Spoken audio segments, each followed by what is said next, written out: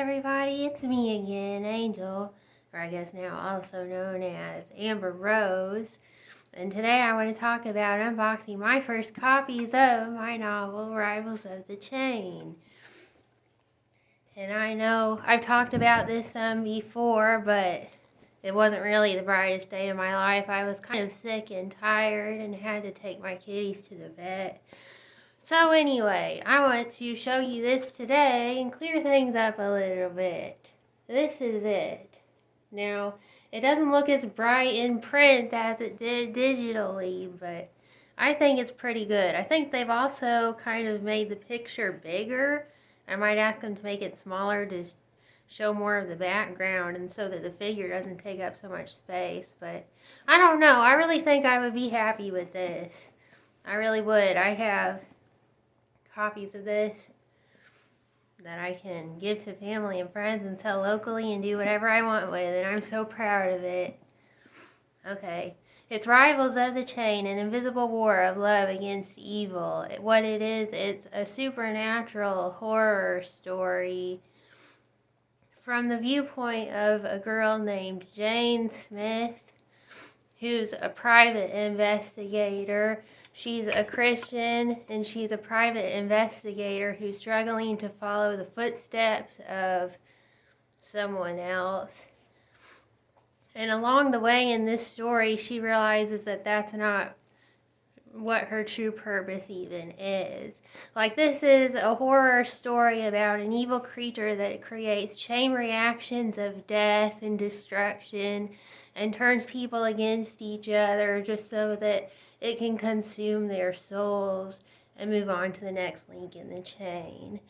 But through this, Jane finds her purpose as she notices that this chain pattern is real. Her purpose is to try to interrupt and stop it.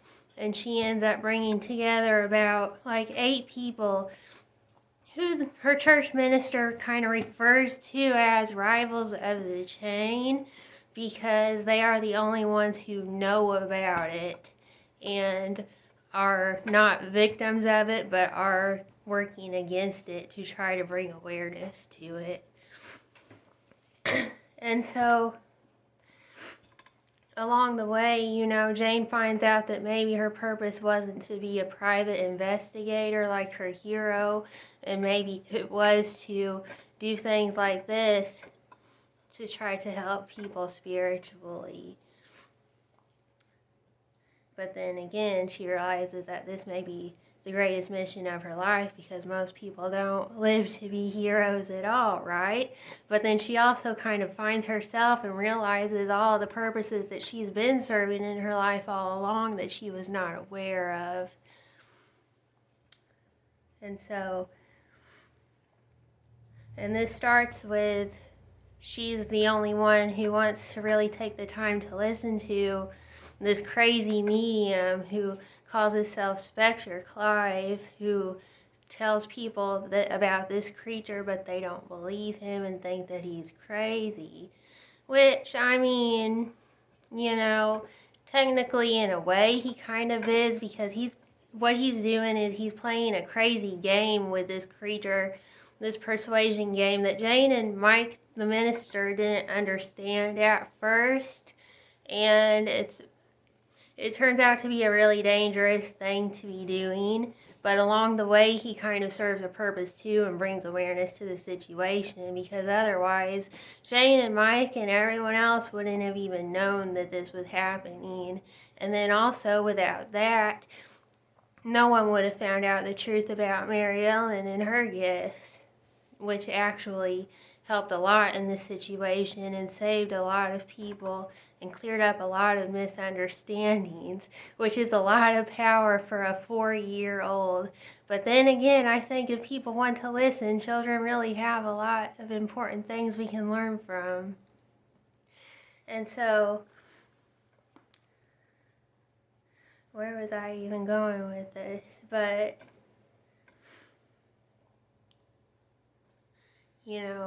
I can't wait. I can't wait to show this to the world. I can't wait to show it to my family and friends. I've been working on this my whole life, pretty much, since I was a teenager, really, And I think, the name Rivals of the Chain, it's not just because, that's the reference that Pastor Mike gave to them.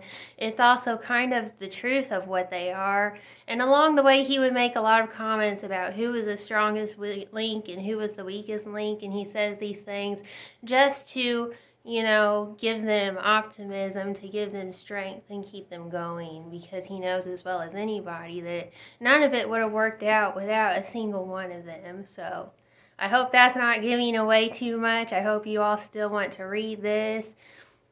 Of course, it talks about some kind of disturbing things, and there's a lot of death in this story, so it's really not for kids or people who don't like horror, because pretty much that's what it is.